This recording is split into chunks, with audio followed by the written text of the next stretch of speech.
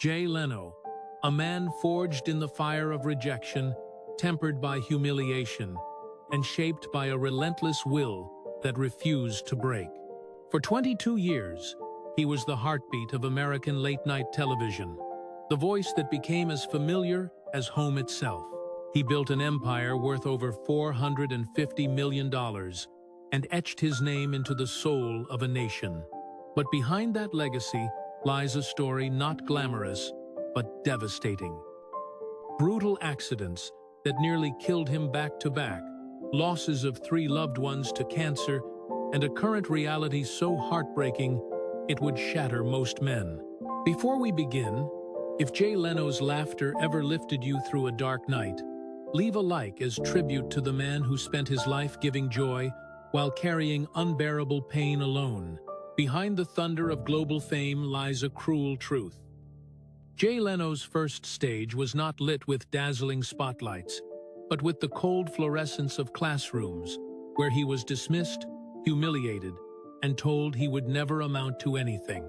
Born on April 28, 1950, in New Rochelle, New York, Jay entered a world that offered little mercy to working-class families. His father, Angelo, an insurance salesman, worked days so long the light had vanished from his evenings before he returned home. His mother, Catherine, a gentle Scottish immigrant, wrapped their small, drafty house in warmth that tried desperately to soften the harshness of a life with few luxuries.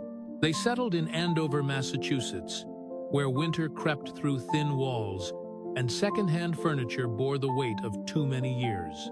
Young Jay grew up alongside his older brother Patrick, in a household where sacrifice wasn't heroism, it was simply how life was lived. But when Jay stepped into school, the world revealed just how unkind it could be to a child who didn't fit the mold. While other children flew effortlessly through their lessons, Jay came face to face with letters that refused to stay still, words that twisted into confusion, pages that turned into enemies. Dyslexia didn't just make school difficult, it made every single day an emotional battlefield.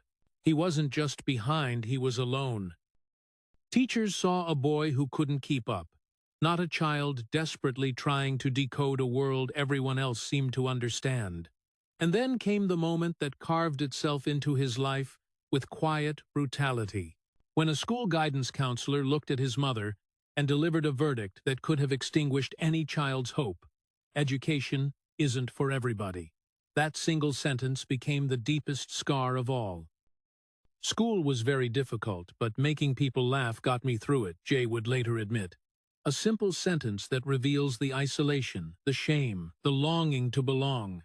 Comedy wasn't born from talent, it was born from survival.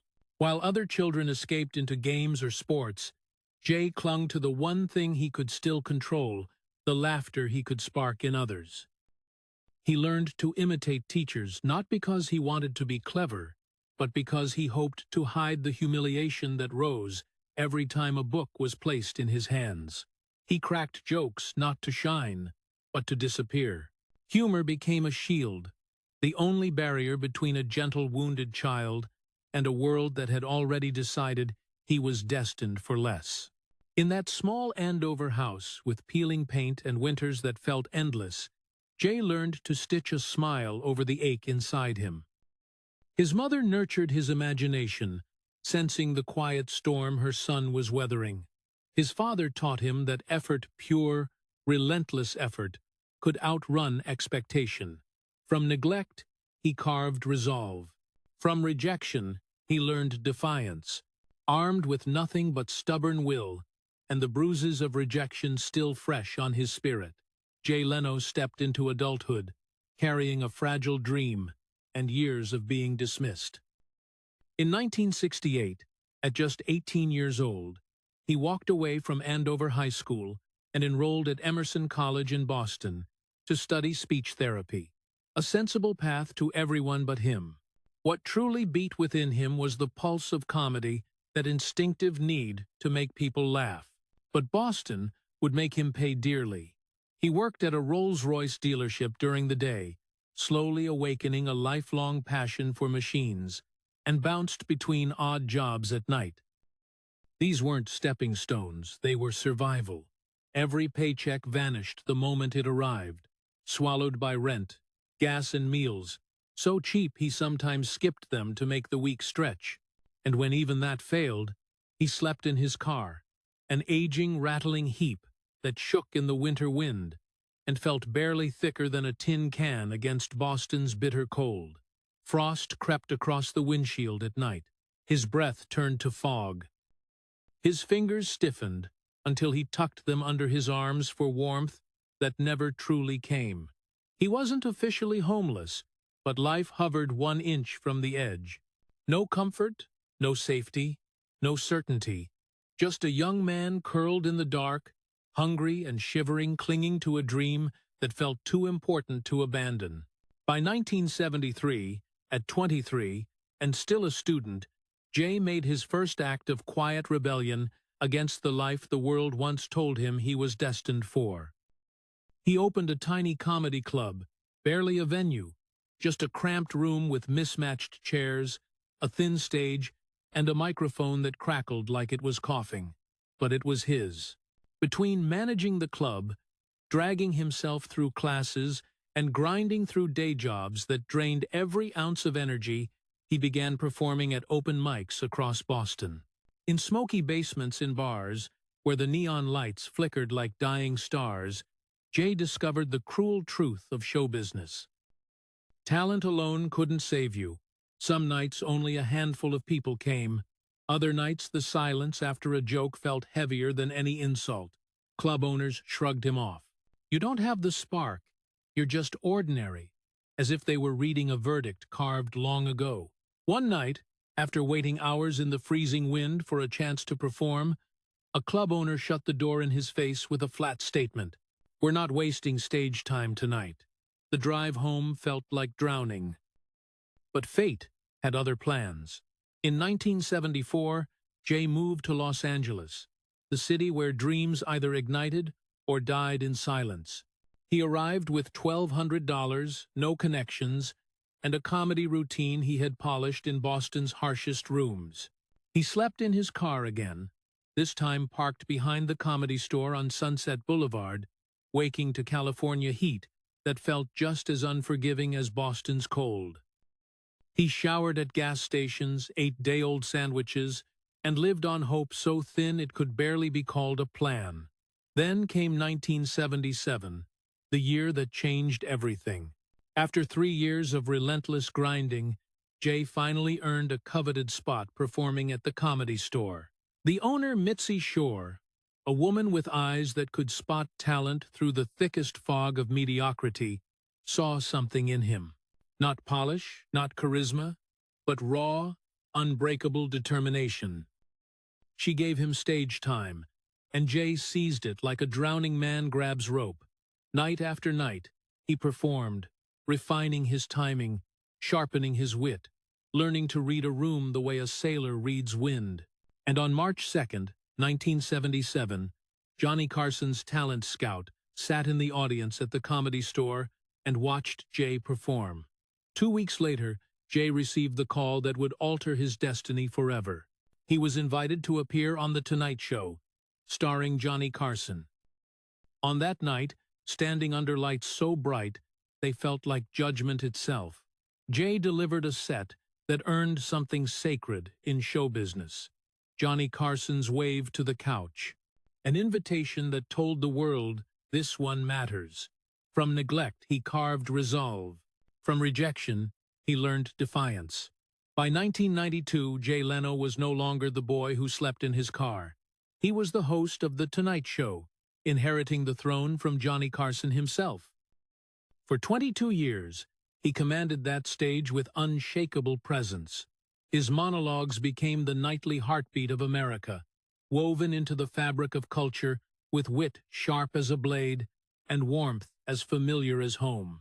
He interviewed presidents, movie stars, musicians, and ordinary people with extraordinary stories. At his peak, The Tonight Show drew over 6 million viewers per night, generating hundreds of millions in advertising revenue. The world saw triumph, But behind the cameras, the truth was different. By the late 2000s, Jay owned properties that reflected craftsmanship, not extravagance. His Newport mansion stretched along the coastline. His Bel Air residences, purchased in 1987 and 1997, were modest by celebrity standards. But the heart of his world sat in Burbank, a sprawling compound with vast garage hangars that felt like cathedrals dedicated to engineering. Inside rested one of the most extraordinary private automobile collections in the world. Nearly 200 vehicles, spanning eras and technologies. Priceless antiques sat beside hyper-rare prototypes. Vintage race cars shared space with futuristic builds. Steam-powered marvels from the early 1900s shone like relics from a forgotten century. The McLaren F1, Lamborghini Miura, multiple Duesenbergs Mercedes SLR, McLaren the EcoJet concept car. Each machine bore Jay's unmistakable touch, proof he never outgrew the boy who stood on a crate beside his father's workbench. Jay famously never spent his Tonight Show salary, living solely off stand-up income for decades, building a fortune through discipline so unwavering it became legend. Power, as Jay Leno discovered, carries a heartbreaking price. When Jay Leno first met Mavis Nicholson in 1976 at the Comedy Store, the cameras would have captured two young people laughing in dim light, but they could not capture the storm building in the distance. They married in 1980, and for over 4 decades, Mavis became the anchor of Jay's life, the steady presence behind every triumph. They never had children, and in the spaces where family might have filled their days, they poured themselves into each other and quiet acts of kindness. But life refuses to pause, even when your world begins to fracture. In 2012, his older brother Patrick died after a long battle with cancer. The loss carved a silence into Jay's life that no laughter could fill. Then his mother Catherine, the gentle immigrant who once nurtured his imagination, also succumbed to cancer. And not long after, his father Angelo followed. 3 loved ones claimed by the same ruthless disease back to back, losses that felt like cruel, relentless punishment. Jay never spoke publicly about his grief. He simply returned to work, making millions laugh, while walking through a world that had gone unnervingly quiet. Years later, he would confess, "You keep going, because stopping means drowning." Behind the cameras, the truth was different, but fate had other plans. In November 2022, at 72 years old, Jay was working beneath a vintage car when gasoline ignited without warning. Flames engulfed him in seconds, searing his face, his hands, his chest. 2nd- and 3rd-degree burns covered significant portions of his body. The pain was excruciating, the recovery agonizing, the scars permanent. Just 2 months later, in January 2023, while testing a vintage motorcycle, Jay was thrown from the bike and crashed violently to the ground. He fractured his collarbone, cracked multiple ribs, broke 2 kneecaps. Yet Jay returned to performing stand-up within weeks, his left hand stiff, his gait uneven. And then came the diagnosis that shattered what remained. Mavis began showing signs of dementia, Alzheimer's disease, progressive, irreversible, merciless. The woman who once knew every corner of his mind was now drifting through moments like fog, losing memories, losing recognition, losing time itself. Jay became her caregiver, the role reversing with heartbreaking tenderness. He cooked breakfast for her, steadying the pan with a stiff hand. He read to her in the late afternoon light. He guided her through the garden, their steps slow and uneven, whispering her name whenever she lost hold of it. In 2025, at age 75, Jay Leno stands in a chapter of life quieter and deeper than any stage he has ever walked. A chapter built not on applause, but on endurance, legacy, generosity, and the quiet courage of waking up each day determined to keep moving forward. His body carries the marks of fire, fractures, surgeries, and time. The burn scars pull at his skin when he buttons his shirt. The knee repaired after fractures tightens each time he rises. The breath he draws on cold mornings reminds him of ribs that once cracked beneath a fall. Yet the life he has built stands taller than ever. His net worth, estimated at over $450 million, is breathtaking, not merely for its magnitude, but for the distance he traveled to reach it. From a dyslexic boy in a working-class home who once counted coins to buy gas, once slept in freezing cars, to one of the most successful entertainers in American history. His real estate holdings span multiple states. His automobile collection rivals the finest museums, and his investments remain as disciplined as the man who made them. His properties remain warm rather than ostentatious, less mansions than havens designed for work, memory, and the steady hum of engines being coaxed back to life. Yet behind the scale of his wealth, Jay lives with a simplicity that surprises those who imagine Hollywood excess. He still drives himself, still wakes early, still works in denim shirts and old boots, still bends over machinery most men of his wealth would never touch. Injuries that would sideline others have not slowed his spirit.